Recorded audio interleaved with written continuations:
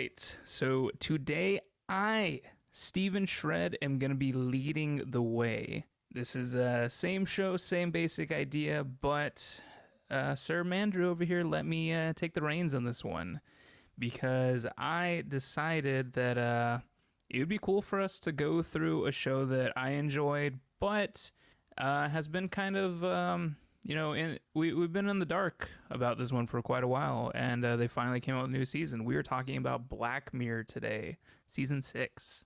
All right, and like always, we are Video Nerds.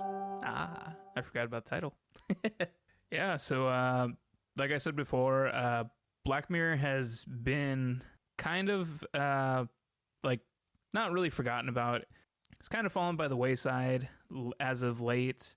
They waited too long. Yeah, they waited a very long time. I believe the last season before this was 2019, 2020, somewhere around there. It has been quite a while. And even with that, the last season only had 3 episodes. So it's been a long wait. So as soon as I saw this come up, I was like, all right, we got to do this. You know, the signature Black Mirror thing, every episode is its own thing.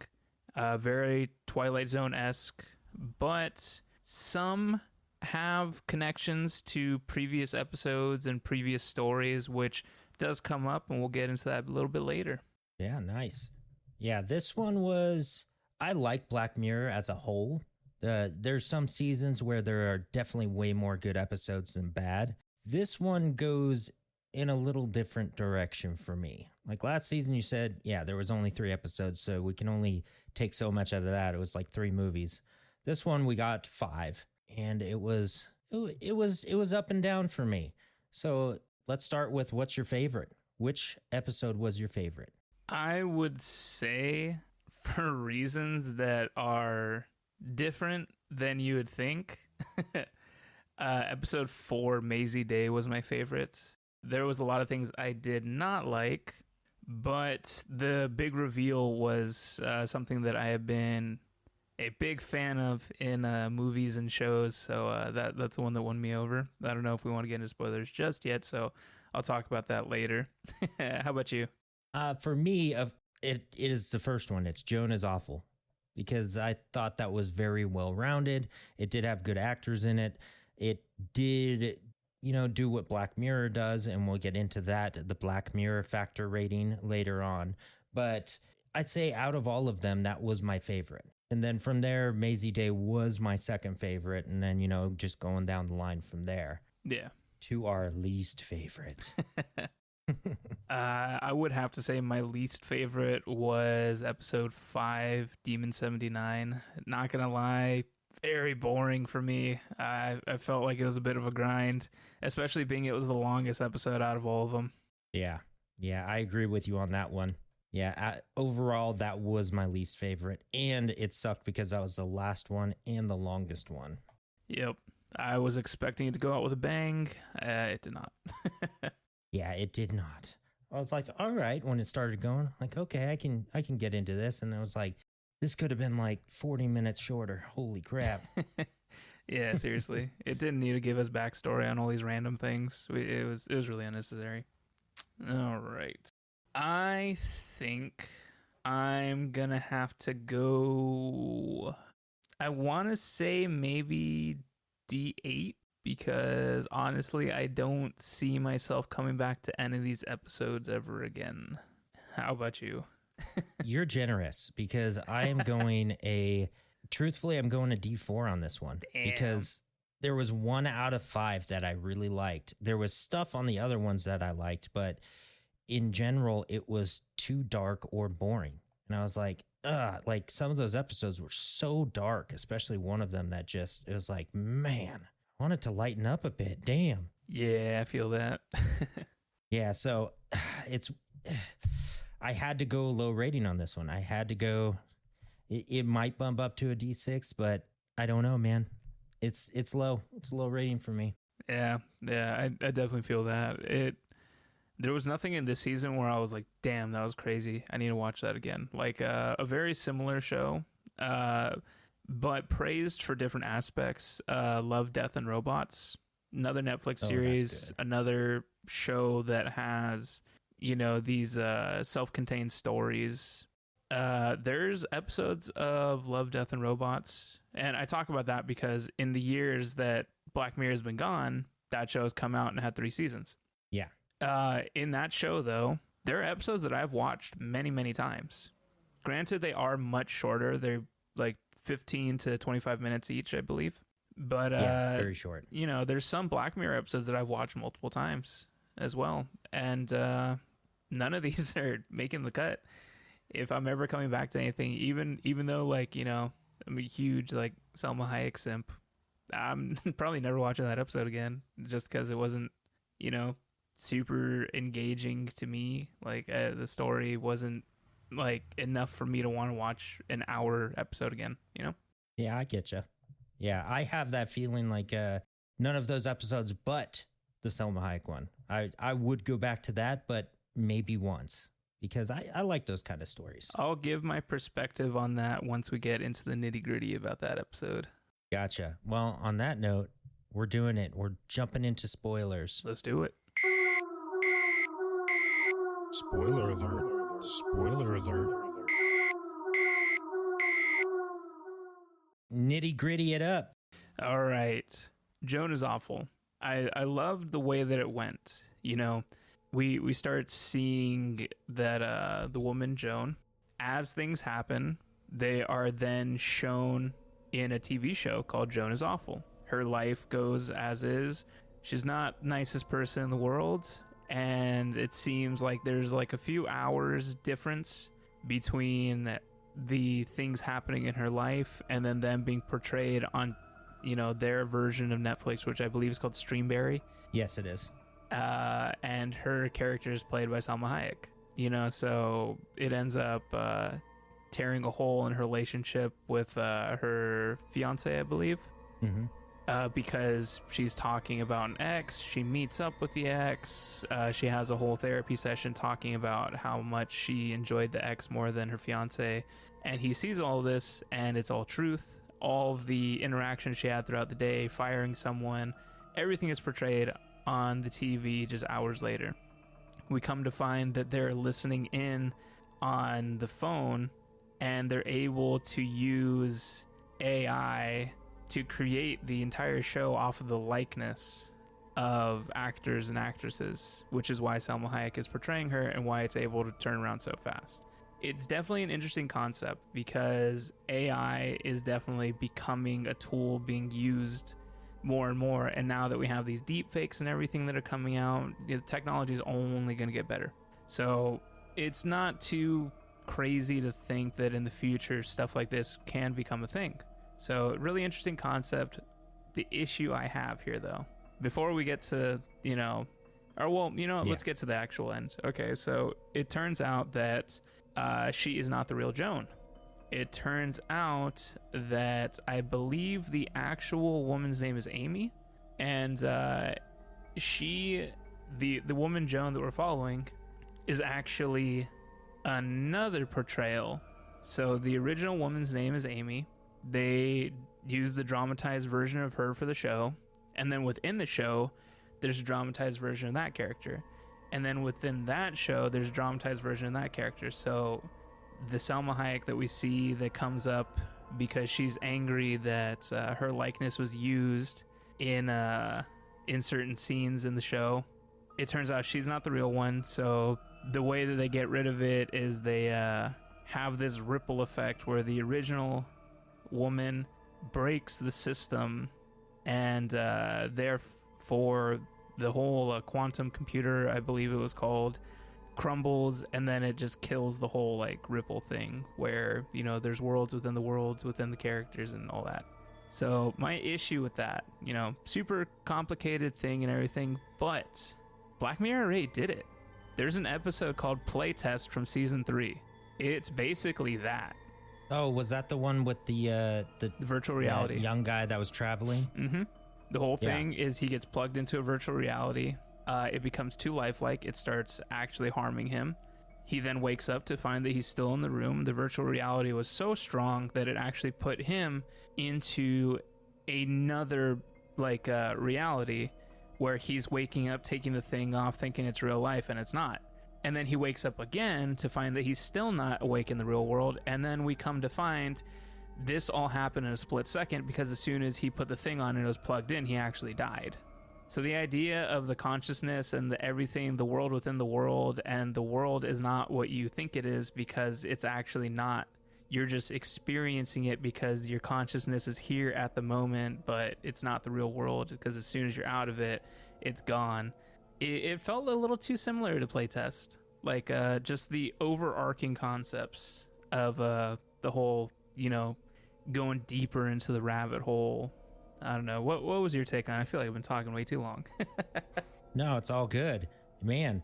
So I do agree with what you're saying. I do see that point. For me, I did not think of it as like the one Playtest, and you are right. There's a lot of similarities there.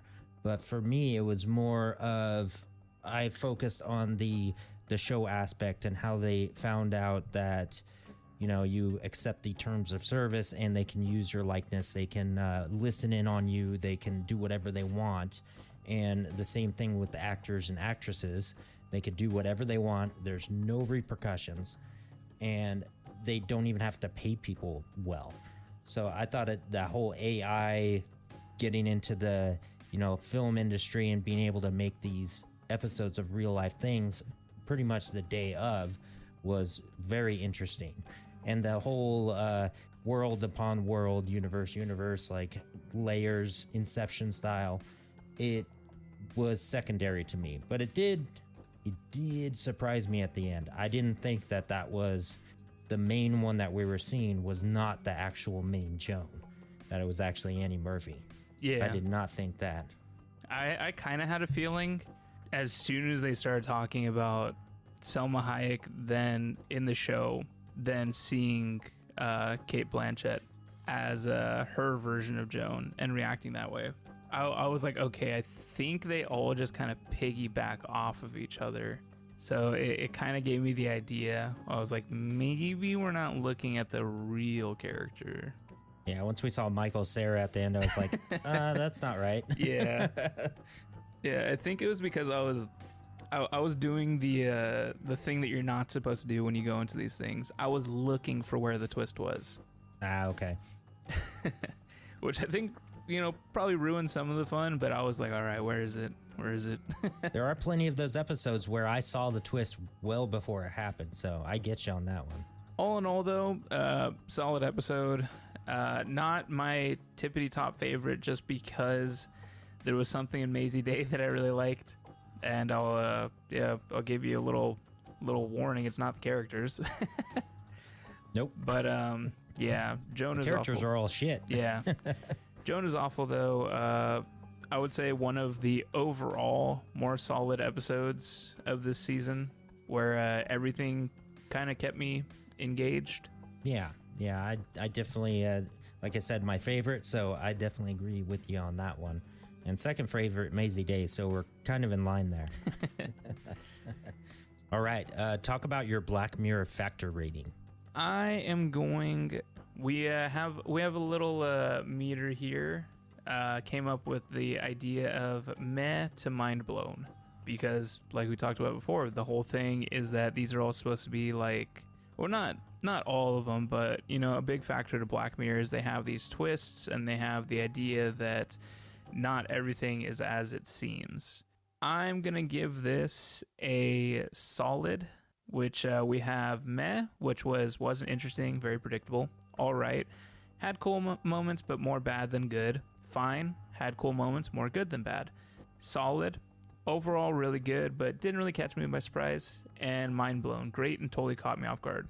I'm gonna go with solid because overall is really good, but it didn't really catch me off guard because I kind of went in thinking that something was going to be happening. And like I said, there was little hints to it. What about you? I'm going to go with all right because it did have cool moments, but more bad than good, in my opinion. I can definitely see that. I'll jump on into the next one. All right, take it away. Episode 2, Lock Henry.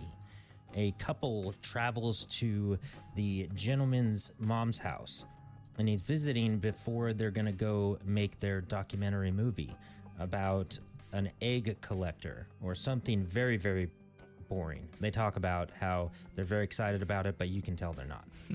So they're there, this beautiful area in a little small Scottish town, has like no people there, and you would think that it would be overrun with tourists. It's like very eerie, like they're out everywhere, even in town, and there's like hardly anybody there. So you find out that there was this big thing that happened back when the guy was a little kid, and his dad was the sheriff of the town, and they found that all these tourists were going missing.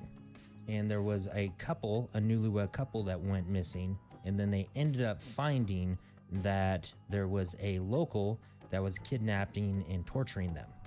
And then eventually, shortly after, the sheriff, he got shot during that whole conflict and then died in the hospital, not from the shot, but from something else. So the girlfriend decides, hey, this is great. We should do a documentary on this. And one of the old friends of the guy, he decided to say, yes, let's do this. Let's get tourists back here. So they started going into this and started investigating. It turns out that the local friend has a ton of tapes, a ton of stuff, because apparently his mom was obsessed with it, and his dad was friends with I think he had an acquaintance with the person who was doing the killing. Friends with everybody, but he's like it's like a shut-in, doesn't talk to anybody anymore. So something definitely seemed up. They start investigating, come to find some stuff. They find out, which I actually figured it out when they were going into the house and checking out the death dungeon where he tortured and murdered people, and they had that old camera and they found that VHS tape in there. I knew right then. Did you catch anything weird about that moment? I actually didn't, because I was not paying attention to that. Oh, okay. I think I was reading into it, because on this one I was looking for something off. And like the first time they showed that old style video camera, I was like, oh, there's going to be something up with that for sure. He's going to use it and something's going to be up. So they found that old tape in there. They record over it and some stuff happens. The boyfriend ends up having to go to the hospital because of some awful stuff. And then the girlfriend goes back to the mom's house and is working on the documentary and going through the footage they just shot. And the VHS tape keeps going. And you see that the guy's mom and dad were partners with the guy that was torturing everybody, and they were in on it. And everything starts to make sense. Even the giant, what was it? What was that show? It was like an old TV investigator show. Yeah, that she had so many tapes of. Yeah, I don't remember what it was called, but yeah, it was supposed to be framed like she taped. There's like tons and tons of VHS tapes of this like one supposed show, because she was crushing on the lead actor. So just tons and tons of videotapes all over the place. Yeah, and you find out that a lot of those were people getting tortured and killed. So the girlfriend runs away from the mom, and the mom, you don't know if she was actually going to try to take care of the girlfriend or gave up or what, but the girlfriend gets away and then ends up falling in a creek, hitting her head and dying. And then the mom goes home, puts all the evidence up for the son to watch and use for his movie, and she takes her own life. That was a dark ass twist. Yeah. And then we see him later on. The movie comes out. He is presented an award for it. And then he goes home. He gets a call from the local friend where there's now tourists. He's all happy. And then he hangs up on the friend and he's just alone in the room. And that's it. That's how it ends. Unhappy. He lost everything in his life, basically. Very, very depressing episode. In that was just the tip of the iceberg compared to the next episode. Yeah. Man. Yeah, that That episode, I honestly was going super wacky mode on it. I thought we were going to see like aliens or something weird, like the guy torturing people was secretly an alien. He like takes his skin off or something. And like, I thought it was going to get crazy, but it just got really, really sad. Yeah.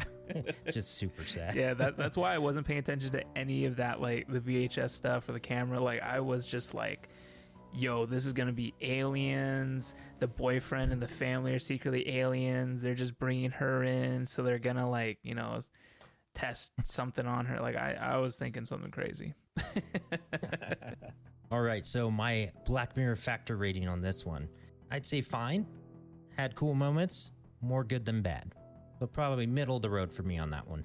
I will probably do all right, because overall I was kind of bored of the episode, and I thought the bartender friend was really obnoxious. Yeah, he was pretty obnoxious. Yeah, like the ending, I don't know. And then like on top of that, it's like it wasn't one of those twists that like wows me. It was a twist that I was like, God damn, man. I think I need to just chill for a little bit. It was not a nice twist. It was pretty messed up. So I was like, well, that happened. And now to the saddest one of the bunch. Yep. Beyond the Sea. So we have a alternate version of 1969. So we have a seemingly normal family that we see. Father with the mother, and they have a son. They're living out in the countryside, it seems. It seems they're not super happy. It seems like there's some tension between them, the mother and father. We then go to see the next part, which is another man and his wife, and he gets approached by somebody. They recognize him. They ask him if he is who they think he is, which for some reason the name is escaping me. Yeah, I don't think it matters. We're not good with names. Yeah. They shake his hand, they say all this stuff. He goes on his merry way. We come to find that both of them are not actually people. They are a sort of synthetic person, and the real men, both of them are actually up in space. And they use a chair with some sort of weird like transmission technology or something that sends their consciousness to a blank synthetic body, where they could live out their daily lives with their family, and then they get out of the chair, they do what they need to do in space, and then they, could just head back to their family. So it turns out that some people aren't very happy with that. So we get a very reminiscent of the Manson family kind of deal. Oh yeah, so much. Yeah.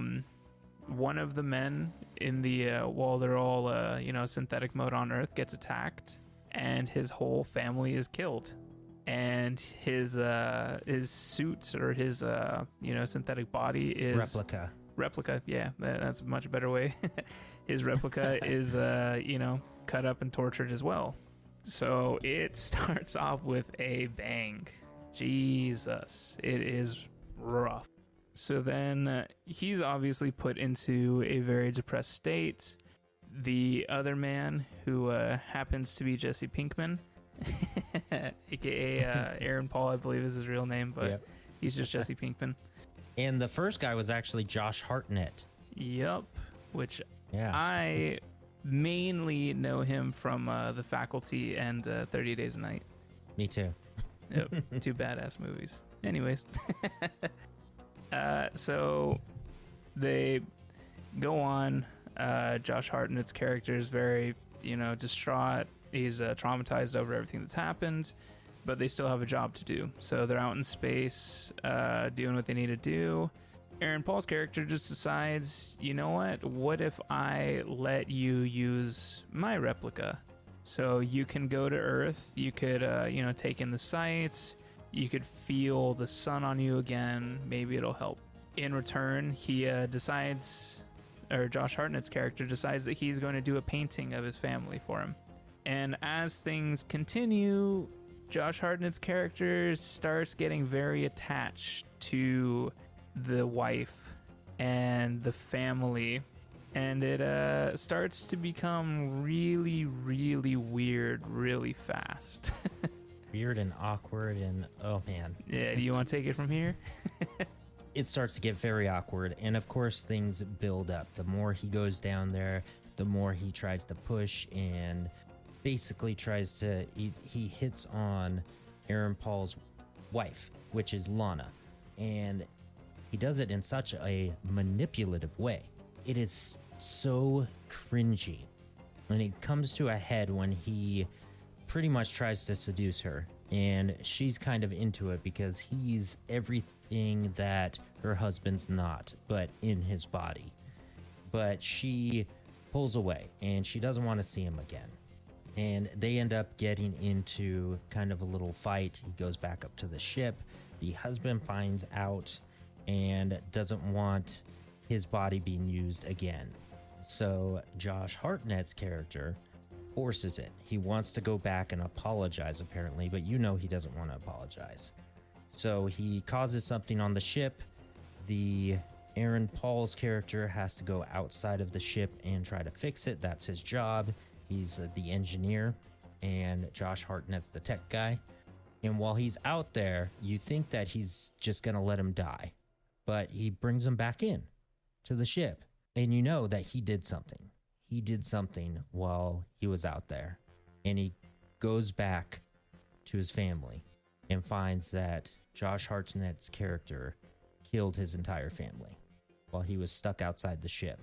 So now they're both stuck without family in the middle of deep, dark space. Yep. Yeah. How did that hit you? Definition of a bummer. Yeah, it was rough. Honestly, I thought, I was expecting a twist. I thought the twist was going to be that Josh Hartnett's character was actually the one that murdered everyone, like his family. Yeah, I thought he orchestrated it or something. Yeah, maybe he's just some psychopath, and he's just oh, my family, they were a little too close to me, so I had to get rid of them. But it was just, they try to play off of the whole trauma thing, I think, where he was just you know what, we're just evening the score. It was a lot. After that, I was just you know what? Let's take a pause from this. Yeah. Yeah, that one, it was gearing up to be one of my favorite episodes, or my favorite, but then it turned so dark. I was nope. Cool idea, very cool idea, but holy crap, went way too human dark. Woof. Yeah, it had me wondering what the overall arcing thing is supposed to be. Was it just the idea of this somebody wearing your skin? Was that the thing? Because I was trying to find the angle, because usually Black Mirror, they have some sort of angle, where it's supposed to be, very obvious. Yeah, it's supposed to be this overarching thing where it's not just some people are evil, some people are bad. It's supposed to be something, but I didn't really find that. It just kind of felt the idea that somebody experiences darkness, so then they become the darkness. It didn't really hit me any other way. So there was no super redeeming thing, Yeah, the only Black Mirror aspect of it for me was the technology and the era that it took place in. Mm-hmm. 1969, but they had this crazy advanced technology sending people out into the middle of space, and they could just come back as replicas on Earth. And nothing else in that world was that advanced. So it's what the hell? That's the only thing there. Yeah, it was that aspect I thought was going to be played with a little bit more, but it didn't really pan out that way. No, it did not. So for the Black Mirror factor rating, what are you going with? I would say all right. Had cool moments, but more bad than good.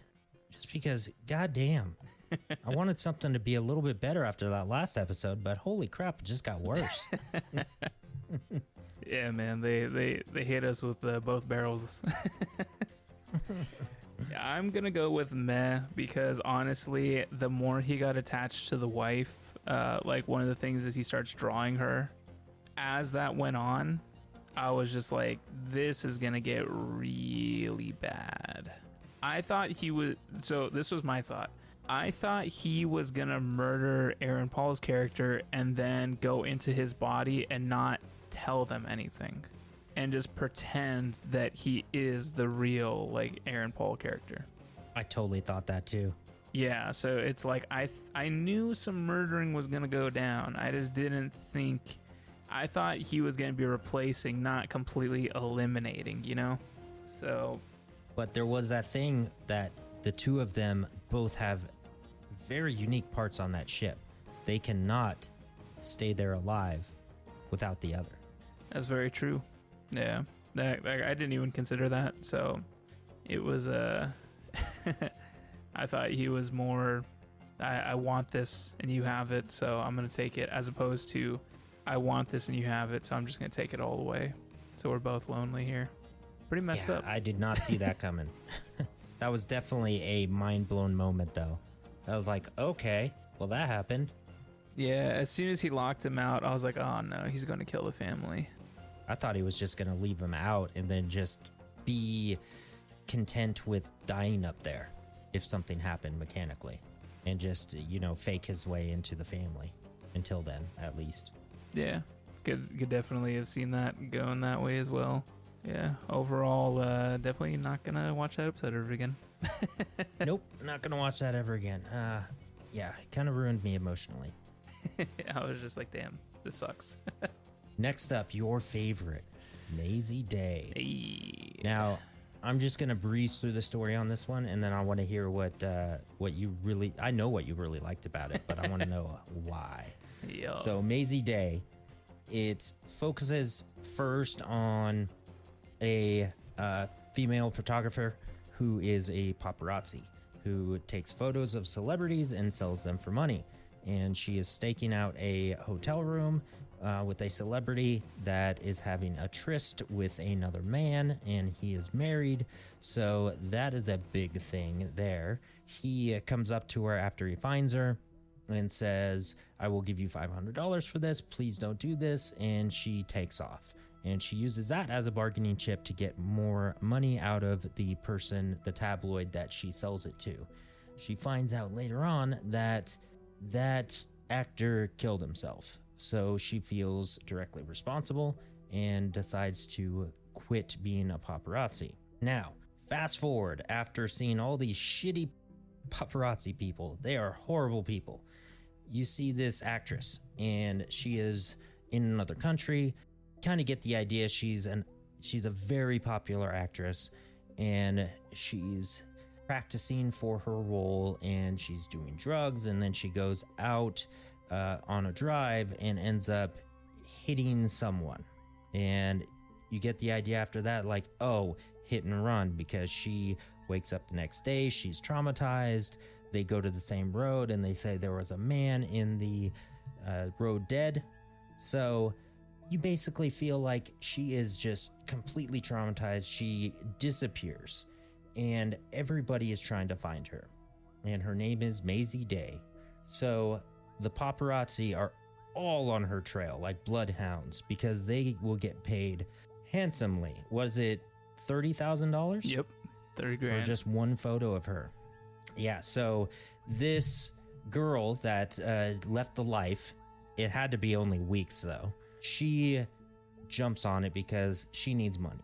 So she uses her contacts. She ends up finding Maisie, and a few of the paparazzi friends of hers, well, one of them she invites, the others kind of force their way in. They find Maisie Day, and they come to the crazy, horrific truth of what's really happening. They think she's going to rehab because she has just been off the rails. But it turns out that, and I'll let you go into it, she's a werewolf. Let's freaking go. Yep, so it turns out what we were shown earlier in the episode, where we believe that she hit somebody because, it very much frames it that way. So it shows the car, you hear the sound of her hitting someone, and then you see her get out, and then we don't see anything further. So we're under the assumption that she's loaded up on drugs, she's drinking, whatever, and she hit somebody and killed them on accident, because she even questions, it was a man that they found when they come by the crime scene later. Turns out what actually happened was she hit a werewolf, got out of the car and got bit, turned into a werewolf herself and killed somebody. So they are now so insanely obsessed with getting their photos that they are standing in a room with her as she's transforming into a werewolf, taking pictures. Chained up with goats in the room, so right then when I saw that, I was like, oh, she's a werewolf. Shit. Yeah, I didn't know what it was going to be. I thought it could have been like some crazy demonic thing or aliens again, but then as soon as the moon came up, like, oh, she's a werewolf, let's go. I got super excited because I freaking love werewolves. I think they're some of the coolest creatures and most underutilized as far as like good media goes, because there have been some stinkers for werewolf movies. So I thought it was super cool, but they end up setting her loose because the main female, which I can never remember the names, main woman photographer paparazzi. Bo. All right. So Bo decides that, because from the way they show things, it looks like they just have her chained up for the withdrawals. Like, very barbaric. She's literally chained to the bed. So they go in rescuing her, and that's when we see, like you said, she's chained down, there's goats, there's all this stuff. Like, we start putting two and two together that something more is happening here. They stupidly let her loose, so now she's able to just roam free, and she just starts murdering them, which I thought was pretty just, because they all sucked. Yeah, and the fact when she's just begging them all to leave, and the stupid men just keep on taking photos and just nonstop flashing, I was getting pissed. I was like, fucking stop, what the hell? Yeah, it's like, I've watched a lot of horror movies, I've watched a lot of anime that has like these crazy transformations. I watched a lot of things that have this. If you see somebody chained up and they say, leave, please leave, I will kill you, get out. Run as far as you possibly can. There's freaking goats in the room, man. Yeah, come on. it's crazy, but I think it's to show how horrible these paparazzi people can really be, because there wasn't a good character in this entire thing. As aside from Maisie Day herself, I think she was fine. She seemed fine. Yeah, she was fine. Like, she didn't do anything too terrible. I mean, drunk driving, that's not cool. But yeah, she didn't do anything actually terrible. And when she did, Bo was like the second best, but she was still horrible. Yeah, she was still horrible. Like, because then werewolf Maisie Day gets loose, starts murdering the paparazzi, and these douchebags have the nerve to go running to the local diner and lead the werewolf straight there. So then she gets in and she just starts murdering everybody. All these poor people who are just just chilling, just having a nice night at the diner. There was a couple on a date, the sheriff's there, there was a waiter slash cook. Yeah, he was just a waiter, actually. Yeah, he even helped her out. He pointed her in the right direction for where the actual place, the rehab center, is. They're all like just regular nice characters. We didn't see anything crazy, nothing to point to the fact that these people deserve to die, but they get all just eviscerated, just nasty deaths. And then the last two people are Bo and her friend, who is another paparazzi. He gets torn up. Hector. And Bo is somehow no firearms training, and the sheriff himself couldn't do it. Somehow, Bo lands a killing blow on the werewolf. And then she gets her camera out and takes a picture. And the episode ends. Yeah, and Maisie Day just wants her to shoot her and kill her. But oh, that's right. instead of manning up, Yeah. she puts the gun in Maisie Day's hand and takes a picture of it. Yep. And then that's it. Yeah, I hated that episode as a whole, but I loved that werewolves are in it, so I was happy. Yeah. The werewolf part was cool. The werewolf part and the killing paparazzi part was cool. It was like, these are horrible people. They deserve to just be erased. Just get rid of them. And yeah, Bo got to live because, I don't know, because somehow that's our quote-unquote protagonist of the episode. I thought she was still a horrible character because in the end, she still does horrible things and she sees no repercussions of them. At like the very beginning, when she is taking the pictures of the celebrity guy, he says, "Don't do this. You're literally killing me." And she does. And she does it anyways, and he ends up committing suicide. And she gets $100 more than he offered. Yep, that's it. $600 for that man's life. That's, you know, it like, stuff like that irritates me because there are like, that's like a real thing. There are people who will go and stalk celebrities, like commit crimes just to get pictures of them and just to sell them to magazines. And it's like, I hate the idea of what paparazzi do. So I was like, hell yeah, we're about to see all these paparazzi die. And then she lived. I was like, you suck. And I'm sure she got the only one that lived. I'm sure she got a ton of money off of those pictures too, which made me even madder. Oh yeah, werewolf pictures too. Yeah, Could sell the Maisie Day ones chained up, and then the other ones to tabloids. So there you go, to the really bad tabloids. yeah. So it's like, you know, I hated every character in it except for Maisie Day, but I feel like I got a little bit of a reward, a little bit of a treat, seeing a bunch of them die.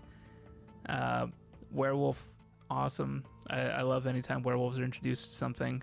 The gore was pretty intense. It definitely was. I mean, it could have been crazier, but you know. Could have been. But yeah, it was definitely a highlight seeing all that go down, because honestly, I was already like tuning out halfway through. I was just taking my mental notes because I knew that we were doing this, so I can't completely tune out, but I was just like very uninterested. It felt very much like there's a that not to get up on a tangent, there's an anime called Tokyo Revengers, which is very, very highly praised. I hated it. I thought all the characters were terrible and they all deserved to just like meet a horrible fate. I didn't find anybody redeemable. I thought they were all horrible. So it's like I felt similar here, where I'm like, these aren't people that I'm rooting for, so why do I care? But then the werewolf came out. I'm like, all right, I got someone to root for now.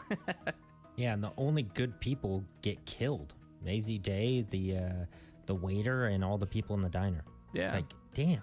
Yeah, and then you had they didn't get killed, but it's like, you know, the guy that's just looking out for them, like you know, because the whole thing is that Bo finds out where Maisie Day is. She sees a car coming out of the driveway, and she decides to tail them, which the most obvious tail in the world too. She takes every turn and then is directly behind him the entire time as he goes into this random diner, and he goes and slashes over tires, and he's supposed to be made out to look like a dick. But I'm like, no, that guy is that's a solid dude. No, he's not a dick. Yeah, I'm like, this dude is like looking out for, you know, the people he should be looking out for. Yeah, and then plus he obviously knew what was up too, so I was like, no, this guy is the MVP. It's your own stupid fault. All right, I'm gonna jump into the rating, man. All right. For me, I'd say all right, man. Cool moments, more bad than good, because they were such bad people, and like you said, it was a pretty boring story until it got to the werewolf part. Then it was like, oh, okay, cool. I'm gonna have to go fine just because of the werewolf. Because those good moments were way good. Yeah, like the werewolf transformation was cool. The gore was cool. The werewolf, like, I will admit, the chase scene with the werewolf looked horrible. So bad. Like, you could tell so hard they were on a green screen. Their shadowing and the environment was different. The camera was stuck on them the whole time, but not in like the cool way where they have like the camera that like doesn't move. Like, I'm trying to think of a movie where it does it, but you know, there's the camera effect where it's stationary to the person, but the environment around keeps moving.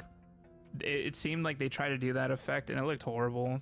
Like, it looked very much like they were on a green screen just running. Like, it looked really bad. But yeah, Werewolf looked cool, so it's like the big payoff to me, like, made the episode. But yeah, horrible people, horrible characters. I could care less. Like, I really wanted Bo to die, because I thought that you know, her getting her little pep talk about, like, well, it's not your fault that he died, because, you know, all you did was take the pictures. It's like, you didn't need to take the pictures. You didn't need to do any of that. And he's a celebrity. He should know better. Yeah. It's like, come on. Yeah, it's like, dude. And then, like, you know, you have the one, like, mustache creepy guy who's, like, yelling all these horrible things to get a rise out of one of the actresses. And then he's like, oh, hit me again. I'll sue you. Oh, I get a call from my lawyer. I'm like, like, there's people out there that are like that. Just antagonize others. And then if you do anything, like, you know, all of a sudden, you know, it's you're the one in the wrong. I hated all of that. I was like, they could all just die. And you pretty much got it. Yeah. Even the creepy mustache guy. Oh, he died first. I was so happy. I'm like, yeah. I'm like, tie him up a little bit more. Maybe he's not fully dead. All right. Now let's go ahead and move on to episode 5, aka Snooze Fest, Demon 79. Yep. Snoozy. Yeah, this one is a pretty simple story, I would say. You know, Yeah, it is. it's called Demon 79 because it takes place in 1979. We have a shoe sales associate. Her name escapes me. I apologize. I'm very bad with these names. Nida? I think it was Nida. Nita. All right, we'll go with that. And if we're incorrect on the pronunciation, we apologize. Just click it in your head, the correct pronunciation. We're all good. So Got it. you said Nida? Nita? Yes. Okay. Nida Nida. Nita Nida. Okay, I'll just Whatever you want. I'll just say Nita because I don't know. So Nita is a sales associate for a shoe department, and she's mistreated by her coworkers, her boss. She seems the shy type. She's definitely framed to be the one to take whatever anybody gives. You know, people are very rude to her. She's Indian living in England, which we're framed, I don't know the historical background, but we're framed to believe that Indian people are looked down upon in England at this time. So she goes about her life, takes what she has to, does all that. People are very rude to her. She gets a very creepy interaction with a customer, which that she's then, you know, supposed to just shrug off. Then she is told that her food smells bad and that she needs to leave the area if she's going to eat. So they send her down to the basement. Now, the last person that used the basement was apparently the owner of the store, I believe. Yes. Apparently he had a fascination with the occult. So she finds these relics, these little, they kind of look like little like pieces of like I don't know, like almost like a toy of some sort. Like they're like little porcelain looking things with markings on them. Are we told like checkers? Yeah, are we told exactly what they are? They just say talisman. Okay. So she takes one. I do not remember the thing that actually... I don't think she does anything to actually get it to activate, does she? She does. Yeah, when she's grabbing for that drawer that it's in, she cuts her finger and she gets blood on it. Right. Yeah. So I apologize for that. So then it begins speaking to her and it tricks her. Do you remember exactly what it is she has to say?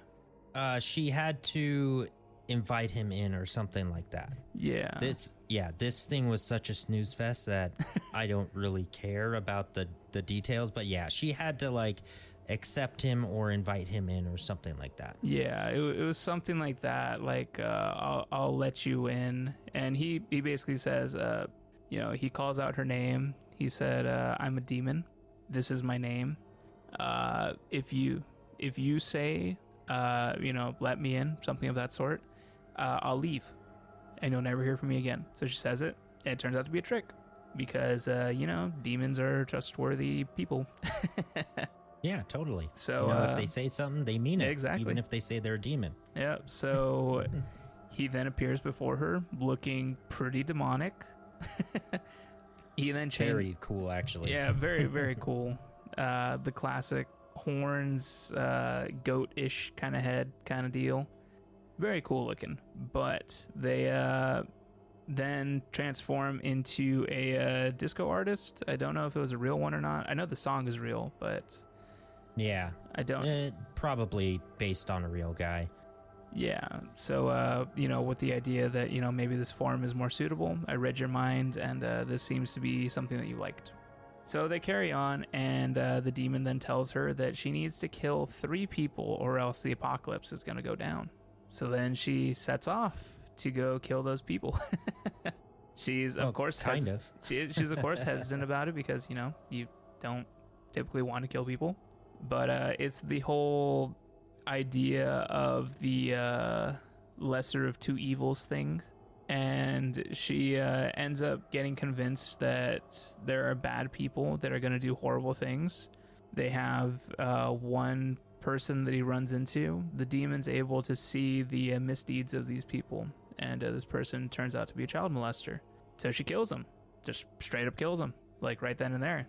It kind of summons her anger from all of the pent-up emotions she's had with all of her dealings with people and the way that people have treated her. So, very, very classic, quiet, shy character finally lets him have it. Yeah, even with the daydreaming of violently hurting people. Yeah. In the midst of her day. Yeah, which is very common throughout the episode. Anytime somebody does something wrong to her, she has a daydream about, beating them with something or killing them, and then she just says, like, okay, that's fine. So next person on the chopping block is the creepy customer that she had. It turns out that he murdered his wife, so he feels he's deserving of death, so he welcomes it. She kills him, and it turns out that it turns out that his brother is also home, so she goes downstairs and she has to kill him too. So that's 3 people dead right there. Turns out murderers don't count. They have to be kind of innocent? Yeah, the line is drawn at killing another human. So then she sets out to find the 3rd person, which throughout the episode we see a political candidate who is seemingly talking about segregation and keeping immigrants out. He talks almost directly at her when talking about, keeping the city safe and keeping bad, I forgot the exact phrasing, but basically keeping bad people and bad influences away. So, very, very obviously talking, racism. So she comes across him, the demon says, no, that's one of our boys. He's gonna be a big bringer of death for us. So we root for guys like that. She says, who cares? So she goes to kill him. She doesn't get the job done. She gets caught by the cops. And I'll just wrap everything up. Turns out the deal was real. She did not get to murder him. She did not fulfill her end of the deal. Apocalypse goes down. What were your thoughts on this? This one, the only thing that I wanted was to know if it was real or not. That's it. When we were going through it, I was just like, just get to the end. Just get to the end. Let me know if it's real or if it's BS. And it wasn't BS. And then the part where she ends up going into the eternal void with the demon that's cast out because he failed too. It was just weird. Just felt weird. Very weird. Yeah, felt forced right there. It's like they did not have a spark, but it's just like, oh, I either stay here and die or I just come to an infinite void with a demon. Okay, screw it. Let's go. It's like, I don't know, man. Yeah, it was very strange and it was a very boring episode. I felt the same. I was just like, is it real or is it not? Because he tricked her to get here. It wouldn't surprise me if he tricked her just to murder people so that he could create like a new demon or something like that. Like maybe that's the limit. To become a demon in the afterlife, you have to murder 3 people in real life, you know? So I wasn't sure what was going down, but as soon as it went down, I was like, oh, well, cool, I guess. Definitely my least favorite of the whole bunch. It was just, It was way too long, and they could have had a way better story or done it differently. Yeah. It's just, It's like, how many times have we seen the bullied person become the stronger individual, and now they go after, people that do wrong? Like, it's a story that has been done many, many ways in many different forms and just in way more interesting, Yeah, this was not unique at all. It was so boring. Like, I did not care about any of it. This was definitely a meh for me. Same. Sure. The only thing that I thought was cool was, I'm sure there was other ones, but specifically when she was shown the future of the politician, they made a reference to another episode called Metalhead. Yep, with those metal robot things that kill people. Yes, because there's an episode in season 4, I believe, called Metalhead, where there's a woman running from this. It kind of looked like a dog-ish. It was it's like a metal, like it's like a machine, like kind of dog that has like sharp little claws, and they seem to just want to kill people. So that is shown in the seeing the politician's future, which I'm assuming is like, a tool to like promote his, racist ideals. Like, we just need to eliminate them all. So they come out with the dogs, things get crazy, and they start just killing everyone. And that leads to the dystopian future that is shown in Metalhead. Yeah, that was cool. That reminds me of another thing. I forget if it was Maisie Day or Joan is Awful. It was one of those episodes. It shows either on the TV or tabloid that Michael Smart, the politician, is in trouble. It's like a headline. So it ties in with that because that's who he was. It was Michael Smart. Interesting. So does that mean it wasn't like the real apocalypse then? If that all just like happens anyways? This is probably just like side universes. Yeah. The whole multiverse thing. Who knows, man? Yeah, true. It's we're probably just reading too like literal into it. It's probably just like a fun Easter egg they decided to throw in. Yeah. And that one, what was it? It was the Loch Henry. When he wins that documentary award, they have the Inside Project San Junipero, which was my favorite episode out of Black Mirror. I love that episode. And they kind of reference that. There's so many little Easter eggs. I did not catch that at all. I think at that point in the episode, I was just so like checked out mentally. I was just like, oh man, this is a bummer. Yeah, when I heard that, I was like, oh, I like that.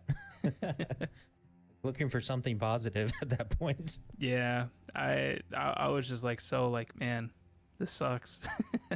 All right, so as a whole, this season was so depressing. So freaking depressing. I hope they liven it up a little bit next time. Yeah, or, let's just hope for Love, Death, and Robots season 4. Yep. Because, Love, Death, and Robots has been pumping out some bangers while Black Mirror has been gone, which, Love, Death, and Robots, guess what my favorite episode is? The episode of Werewolves. Yeah, there you go. Oh, that one was so good. I remember that. The animation's insane, too. Yeah, it is. Yeah, that'll do for Black Mirror season 6. Go check it out. Let us know how you feel about it. Check me out at the ManNerd on Twitter or the ManNerdPodcast.com or the ManNerd.com. Links to everything. You can chat with us. You might even be on the show. Who knows? We'll have a guest reviewer. Be pretty cool. Yeah. All right. See you later. See ya.